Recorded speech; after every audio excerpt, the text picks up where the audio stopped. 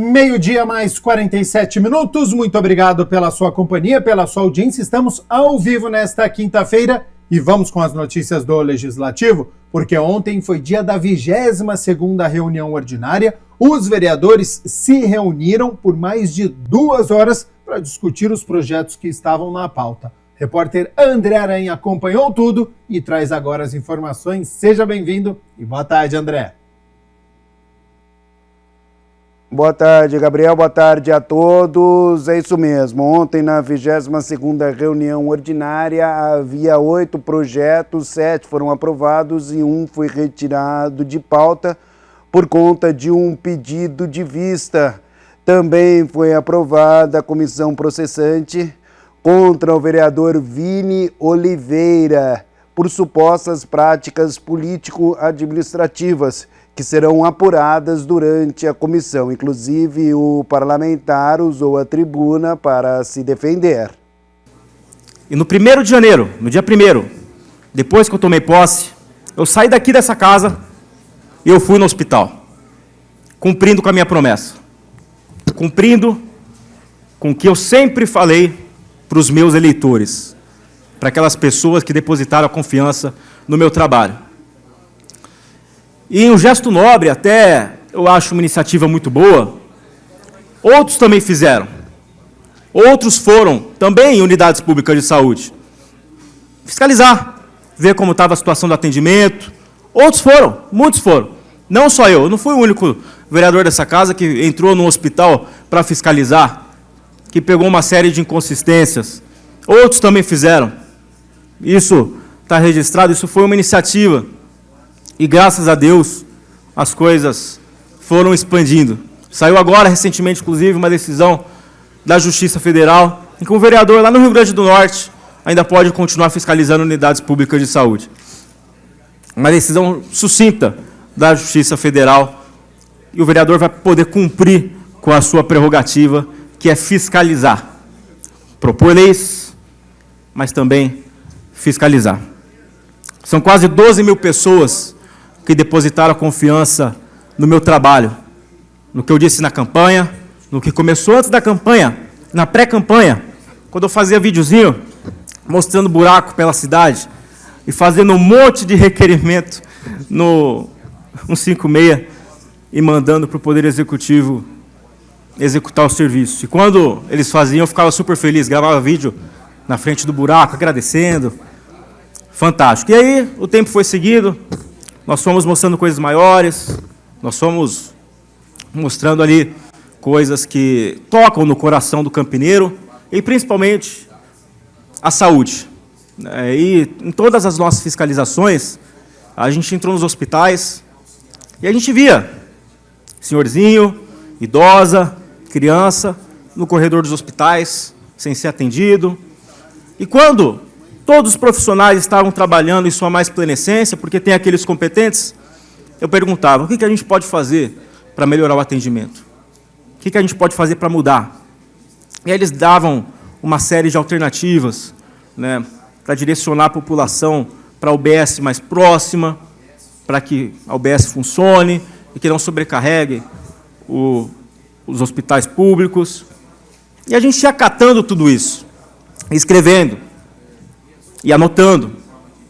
Mas quando a gente encontrava inconsistências no sentido de que os profissionais não estavam cumprindo com seu juramento e não estavam na escala, como é o exemplo do que aconteceu no Hospital Mário Gatti, por isso que entraram com esse pedido de comissão processante, que pode cassar o meu mandato eleito democraticamente com 12 mil votos, nós chegamos no hospital, 5 profissionais na escala, apenas 1 estava trabalhando. Bom, lembrando que a comissão foi aprovada por 23 votos contra 9, 32 parlamentares. Portanto, votaram. O colegiado é formado pela vereadora Mariana Conte, que será a presidente, Nelson Osli, o relator, também Nick Schneider como integrante. Gabriel Castro. Muito obrigado, André Aranha, pelas informações. Lembrando que você pode assistir a reunião ordinária, 22ª, na íntegra, no YouTube da TV Câmara Campinas.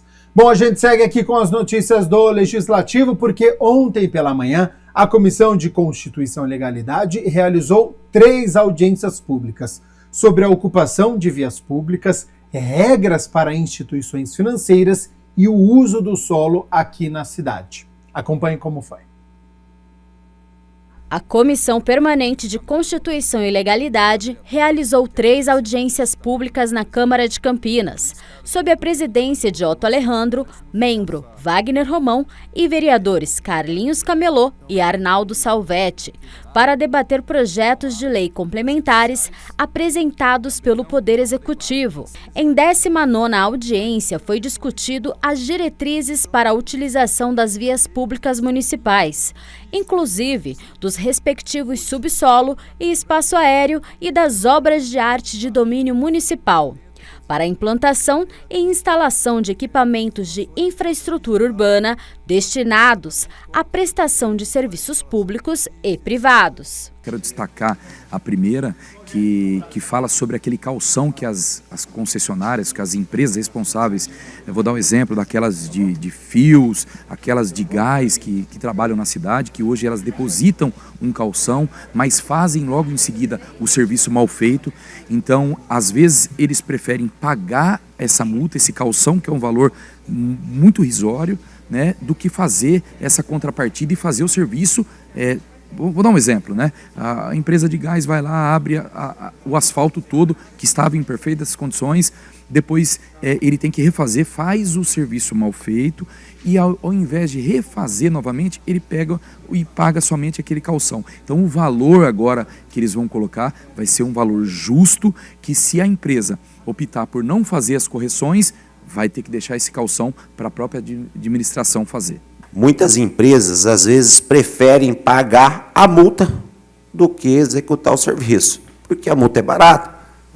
Então, para eles é compensatório esperar e pagar a multa do que fazer. Agora, com a questão da lei, isso vai modificar. A pessoa vai preferir executar as obras do que ficar ali esperando e pagar a multa. A aplicação dessa lei agora, ela vai disciplinar de uma maneira completa e definitiva esse uso do espaço público para concessionárias pequenas, grandes, médias, etc., e vai permitir, principalmente, com que a Prefeitura faça a adequada fiscalização. Em seguida, na 20ª audiência foi debatido o projeto de lei complementar que dispõe sobre os critérios para a instalação e funcionamento de estabelecimentos bancários e demais instituições financeiras na forma que especifica. A gente traz aqui essa discussão importante porque nossas agências bancárias têm mudado o comportamento com relação a movimentações monetárias. Então, a gente traz um projeto de lei importante que a concessão do alvará de uso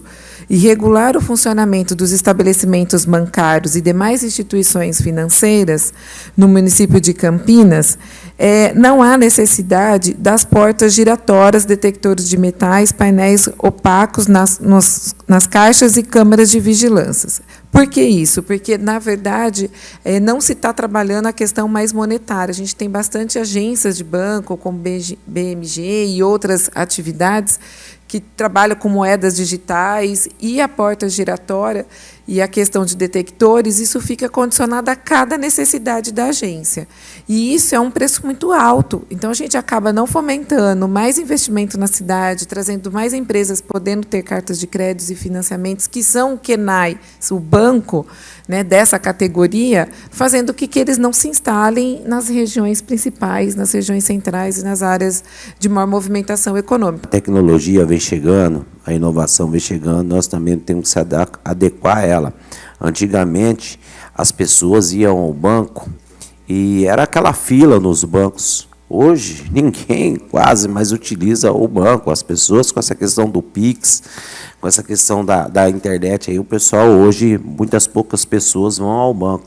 Então, eu acho que essa lei vem a calhar e desburocratizar um pouco para que novas empresas façam investimento aqui na nossa cidade. Em 21ª audiência, a pauta foi a seguinte proposição do projeto de lei complementar que dispõe sobre o parcelamento, ocupação e uso do solo na cidade de Campinas. Nosso propósito é direcionar realmente esses benefícios para a população que precisa dessa moradia popular, né? E para que a gente não vá beneficiar investidores que têm muitos recursos e que podem se beneficiar desses benefícios contidos nas leis 13.580, na lei 13.083 ou, né, alguma outra que possa ocorrer aí no curto prazo, né? Então, encontrar uma forma legislativa que a gente possa coibir esse tipo de prática me parece fundamental para que a gente possa destinar isso para a população que realmente precisa. A desburocratizar e melhorar a vida do cidadão, do empresário, nós estamos à disposição. Eu quero parabenizar o trabalho que está sendo feito e eu tenho certeza que vai chegar a contento a todos. A discussão é ampla, mas precisava ser feita e precisa realmente ser mudada. Aproveitando o Abril Azul, campanha de conscientização sobre o transtorno do espectro autista, a Comissão Permanente de Política Social e Saúde promoveu a palestra sobre a jornada do TEA, transtornos do espectro autista, da descoberta ao desenvolvimento. A palestra começa citando o cuidado com todos de dentro para fora. A gente acredita muito em inspirar outras pessoas de dentro e de fora para a causa, para o cuidado do outro, para o acolhimento, para a empatia. A gente preza muito pelo cuidado, né? Então, cuidar de quem trabalha com a gente, porque a gente também precisa cuidar de quem cuida, né? Então, cuidar não só das nossas famílias, dos nossos pacientes, mas também dos nossos terapeutas, dos nossos supervisores, coordenadores. E o empoderamento, dentro e fora também. Este cuidado leva a percepção de cada indivíduo até o diagnóstico. O processo diagnóstico costuma acontecer inicialmente através de uma percepção das pessoas que estão no convívio desse indivíduo, né? Então, a família, a escola, enfim, todas as pessoas que estão aí perto dessa criança conseguem observar algumas características importantes. Feito isso, né, a família costuma procurar, depois de algumas percepções e também alguns relatos da escola, né, com relação a convívio social, segmento de instrução, enfim, algumas habilidades aí que estão dentro dos marcos do desenvolvimento, que precisam ser atingidas, né? Então, as famílias e a escola costumam perceber algumas dificuldades que a criança apresenta, e aí a família começa uma trajetória de busca diagnóstica. Durante a palestra, uma mãe atípica comenta sobre sua jornada com o filho autista. Primeiro é saber, primeiro é conhecer, primeiro é entender quem a gente é, quem é que a gente está cuidando, e depois é cuidar. Eu acho que a gente está num primeiro passo, que é conhecer, saber o que configura isso, quais são as habilidades, quais são as faltas de habilidades, para depois a gente entender como é que a gente melhora o processo. E eu acho que conversas como essa ajudam a gente na primeira e na segunda parte. Ao final da reunião, o vereador Paulo Haddad, presidente da comissão, ressaltou a importância dessas conversas. Hoje, mais e mais pessoas são diagnosticadas com transtorno do espectro autista. Crianças, né, muito jovens, e a gente até acha importante que isso aconteça, porque quanto antes diagnosticado, quanto antes começam algumas ações para que essas crianças possam se desenvolver. Alguns jovens são diagnosticados tardiamente, às vezes pessoas na fase adulta descobrem que eles são, né, portadores do transtorno do espectro autista. Então, trazer psicólogos como a Bruna, como a Thaís e a Carla, né, mãe, que veio prestar o seu depoimento, falar de como uma mãe atípica, uma mãe que tem um filho com transtorno do espectro autista, ela consegue lidar com essa situação desde, né, do início de alguns sinais que a criança era um pouquinho diferente, tinha algo a ser pesquisado, até o diagnóstico fechado, né, que ela realmente era portadora desse transtorno do espectro autista, até a ajuda profissional. Projeto de lei de autoria da vereadora Débora Palermo quer instituir a Semana Municipal de Prevenção ao Afogamento Infantil. A vereadora Débora Palermo protocolou um projeto de lei ordinária com a finalidade de criar a Semana Municipal de Prevenção ao Afogamento Infantil em Campinas. Ela prevê alertar e conscientizar a população sobre os riscos de afogamento, que 1 minuto, 1 segundo de descuido pode ser fatal. Ainda segundo a parlamentar, o projeto foi protocolado por conta do grande número de afogamentos, principalmente entre crianças de 1 a 4 anos em todo o Brasil, o que evidencia a gravidade do problema. Medidas de proteção, o cuidado, o zelo com a criança, o tempo todo, não descuidar, sempre ter alguém responsável, né, olhando para prevenir esses acidentes é muito importante. Então a conscientização, alertas, está chamando atenção para esse fato que desde um afogamento em banheira, que a gente sabe que tem muitos casos, a pessoa pensa só em piscina, mas não, às vezes uma simples banheira é o caso de uma mãe vai pegar um telefone, atender um telefone, vai correr ver uma coisa, a criança morre afogada da própria banheira. Então, nós temos que estar alertando todos os dias, conscientizando sobre a proteção integral da criança, o tempo todo alguém sob um olhar atento nos cuidados delas. Débora reforça que a prevenção é a melhor forma de enfrentar o problema. De acordo com o projeto, a data será na semana de 14 de abril, que é o Dia Nacional de Prevenção ao Afogamento Infantil. Semana também de alerta, de conscientização também prevê isso, para a gente pensar em formas de como prevenir, né? Quais as medidas que podem ser tomadas nas praças, nas casas, na cobertura de piscinas, medidas às vezes pequenas que resolvem esse problema. Então tudo isso vai ser discutido também nessa semana. 1h mais 4 minutos, muito obrigado pela sua companhia, pela sua audiência. Estamos ao vivo nesta quinta-feira e a gente segue aqui com as notícias do Legislativo, porque a Câmara de Campinas criou uma comissão de representação que vai até Brasília no fim deste mês para discutir a instalação de um laboratório de pesquisa avançada em autismo em parceria com o Ministério da Ciência, Tecnologia e Inovação. A Câmara Municipal de Campinas oficializou a criação de uma comissão de representação com o objetivo de articular, junto ao Ministério da Ciência, Tecnologia e Inovação, a instalação de um laboratório de pesquisa avançada em autismo na cidade. A proposta é liderada pelo vereador Eduardo Magoga e conta com o apoio dos parlamentares Dr. Ianco, Gustavo Peta, Herbert Ganem, Igor Diego, Luiz Iabico, Marcelo Silva, Paula Miguel, Roberto Alves, Rodrigo da Farmadic e Rubens Gás. Faz mais ou menos uns 2 anos que nós estamos trabalhando para implantar na cidade de Campinas um laboratório de pesquisa avançado em autismo. Já fizemos uma audiência pública lá no plenário da Câmara dos Deputados Federais, onde foi uma audiência maravilhosa, presidida pela presidente do Podemos e deputada Renata Abreu, onde tivemos a participação de muitos parlamentares, de muitas bancadas ali. Também tivemos mais de 2.000 pessoas assistindo à audiência e se manifestando com a palestra que foi levada sobre esse laboratório.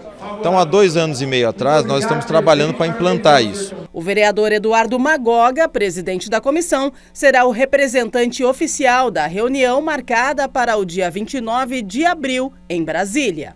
Como presidente da Comissão de Assuntos da Região Metropolitana, eu comecei um movimento com outras câmaras municipais de estar levando esse tema e estar levando também a apresentação para a criação desse laboratório. Então, nesse mês, que é o mês de abril, que a gente lembra mais sobre o assunto, essas manifestações ganharam força.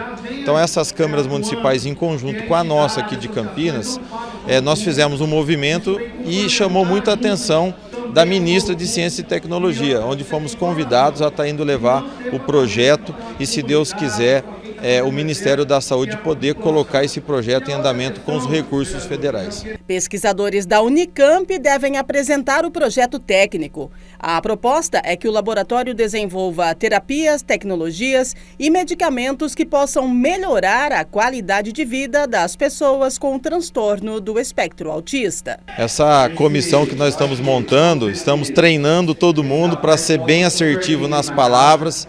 As pesquisadoras também já elaboraram o projeto tudo bonitinho para apresentar para a ministra e eu espero que muito em breve a gente comemore a implantação aqui na nossa universidade. Mas eu quero dizer para você, isso não é um ganho da nossa cidade, isso aqui é um ganho para o Brasil, para o mundo, porque esse tema do autismo tem ganhado força, a gente tem visto muita família sofrer, sendo prejudicada de seus direitos, os planos de saúde já não recebem mais a família do autista, então a esperança desse laboratório é desenvolver terapias e remédios para que a gente possa melhorar cada dia mais a vida de um TEA.